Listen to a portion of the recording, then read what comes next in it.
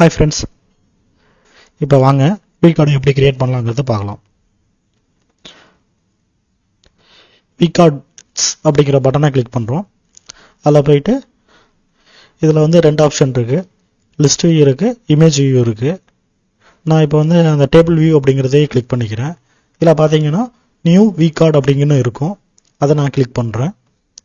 இப்போ பார்த்த உடனே ஃபஸ்ட்டு உங்களோட பிஸ்னஸோட யூஆர்எலை வந்து கிரியேட் பண்ணுறோம். ஓகேங்களா, அது வந்து உங்களோட பிஸ்னஸ் நேமாக இருக்கலாம், இல்லை வேறு ஏதாவது நேமில் நீங்கள் கிரியேட் பண்ணணும்னு நினைக்கிறீங்கன்னா அந்த நேமை கிரியேட் பண்ணிக்கலாம். இப்போ நான் எப்படி கிரியேட் பண்ணுறேன்னா ஜிகே டெக்னிக்கல் இன்ஃபோ அப்படின்னு கிரியேட் பண்ண போகிறேன்.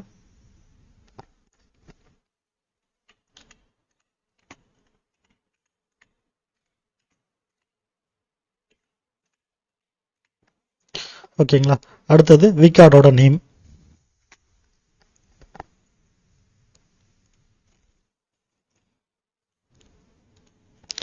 இப்போ ஆக்குபேஷனுங்கிறாங்க. ஆக்குபேஷன் நம்ம என்ன கொடுக்கலாம்னா உங்கள் பிஸ்னஸை பற்றி டீட்டெயிலாக கொடுத்துக்கலாம். ஓகேங்களா, இப்போ வந்து இதை நான் வந்து வெப்சைட் டிசைனர் அப்படிங்கிறத கொடுக்க போகிறேன்.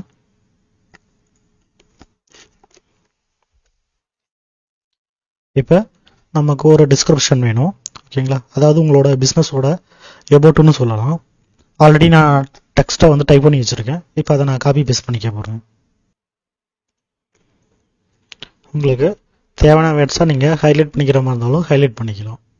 அடுத்தது ப்ரொஃபைல் இமேஜ். ப்ரொஃபைல் இமேஜுங்கிறது உங்களோட லோகோ, கவர் ப்ரொஃபைல் அப்படிங்கிறது உங்களோட கவர் ஃபோட்டோ அந்த மாதிரி வச்சுக்கலாம். நான் ஆல்ரெடி ரெடி பண்ணியிருக்கேன். இப்போ நான் அதை வந்து ப்ளேஸ் பண்ணுறேன்.